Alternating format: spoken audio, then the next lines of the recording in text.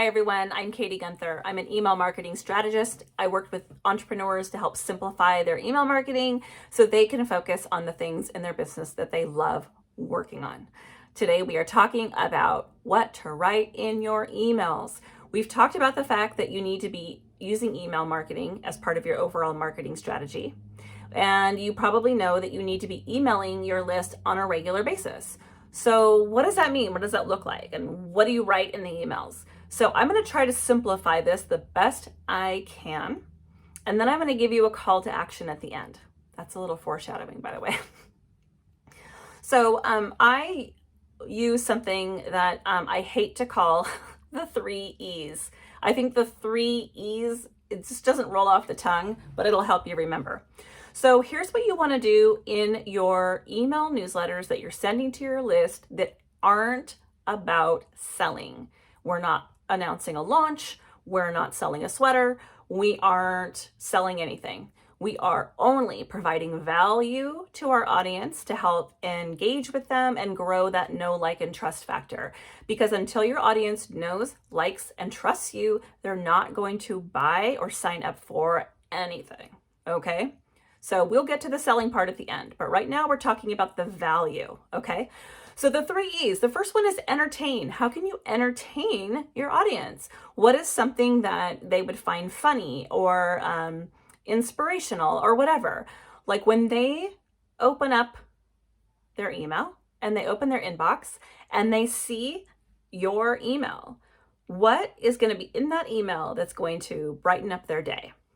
It can be anything from a silly GIF, your favorite podcast episode, a dad joke, I don't care. But entertain them, brighten their day. The second one is educate. How can you educate your audience? It can be about what you sell or what you offer or not. It can be about something that you and your audience have in common. Let's say that not everyone, but let's say your target audience are crafters and you're a crafter. Well, you could share I just got this new glue gun and let me show you how it works. Anything like that. Top 5 tips for using coupons at Joann's. I don't know. You can tell I'm a kind of a crafter, but not really. Whatever you think would help educate your audience. If you sell clothing, you could talk about fit guides or what the trends are coming up in spring. Anything like that. So think about how you can show your expertise in a way that educates and helps your audience. The third is empower. Now, I came about this 3 E's thing because I used to say entertain, educate, and offer value, but then I realized all of this offers value. And so somebody said empower. This is another marketer. It's not my original idea, which is also why I don't call it the 3 E's. But empower your audience, because when I open my inbox or I'm on social media, I'm there for a few reasons. I want to learn something, I want to be entertained, or I want to feel good. I want to feel good. I want to feel like I can take action. So what can you say? What content can you provide to your audience that helps them feel empowered? Is it an inspirational quote? Is it an affirmation? Is it a style guide? How to tie a scarf? Here's how I, for example, I might share, I know, I have an idea. Around Black Friday, every week in my emails, I shared holiday themed subject lines. And I did that not only to give my audience something of value and give them something they could use in their business, but to also say look, you don't have to overthink it. Some of these are really silly, but it's okay. It's okay to be silly and think outside the box. Here's an example. Go ahead and use it or think of some on your own. And then I said, reply and let me know what subject lines you come up with or which ones you use. And people loved it. And they replied back and let me know. So it was entertaining because the content some of it was kind of silly. It was educational because I let them know that, it doesn't have to be difficult or challenging or pass some great algorithm test. And then I empowered them to let them know, you don't have to overthink this. You can do this too. So you can do entertainment, educate, empower, in one email. You can do an entertainment email, an education email, an empowerment email, whatever is your vibe. But I just want to give you that guideline as something to really reframe how you come up with your content so that you're not overthinking it. For 99.9% of you, you already have it up here. You just need to believe that it's content that your audience wants to see, and they do. So let's talk about your audience a little bit. When you are trying to think of something to put in your email, think about your audience. What do you have in common with them? What common interests do you have? Do you and your target audience like true crime? I love true crime documentaries, true crime podcasts. Now I'm watching like fictional crime, like Law and Order, like the old episodes. Anyway, so like I can talk about that on my social media and in my email marketing. It's like, oh my gosh, did you guys hear that they're releasing a reboot of Law and Order with the old cast? I'm super excited about that. My audience is over 40 and they like true crime and they like watching TV. They probably care. They probably want to know. We have that in common. So I will share that in an email. It might not be the whole email, but it might be part of the email. In fact, it might be the whole email. I might have to do that now that I'm saying it out loud. And then the other thing that I want to make sure that you're thinking about when you are writing these emails, especially when you're talking about empowering, I think is probably the one that this comes through the most, is in marketing, we call it your unique, what do we call it? Your unique value proposition. Jeez. Woo.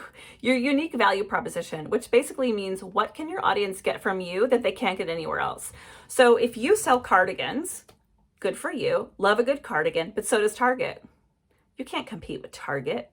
You probably can't compete with Target's shipping time, volume, like it's freaking Target, right?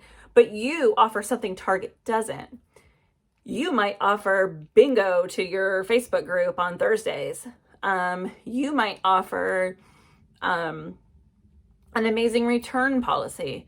You might just offer friendship. You might just offer a connection that people find when they shop with you that they don't find anywhere else, that's on a personal level. So think about, what is your unique value proposition? What do you have? What do you do?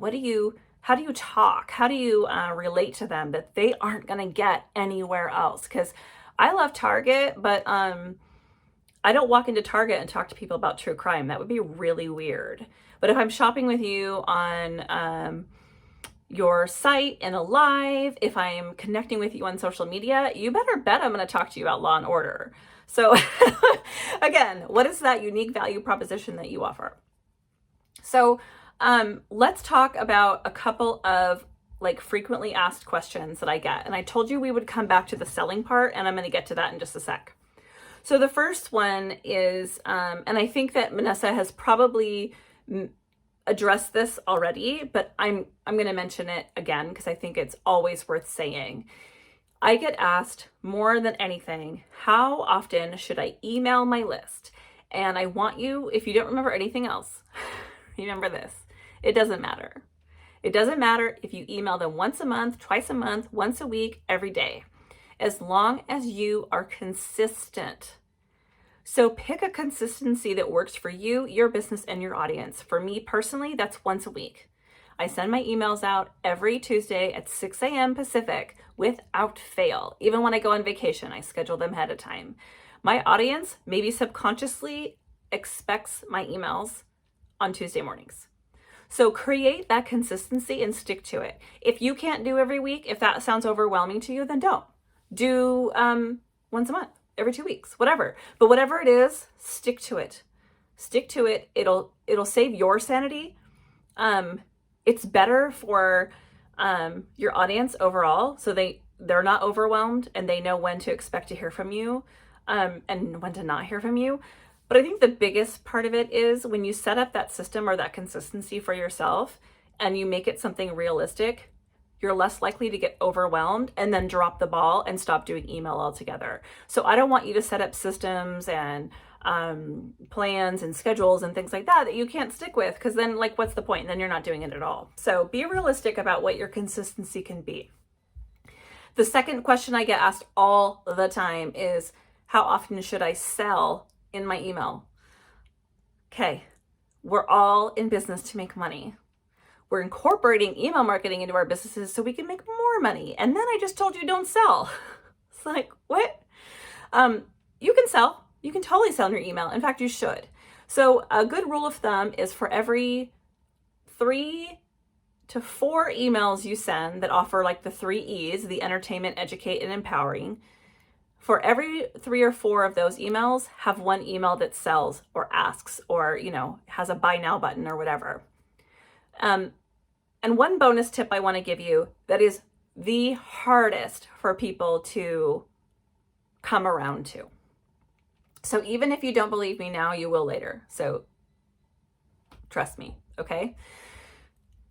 It's very tempting to put the kitchen sink in our emails, to put everything we want our audience to know about us, our business, our products, all the things we offer. We have candles, we have shoes, we have jewelry, we have books. No, it does not all go in one email.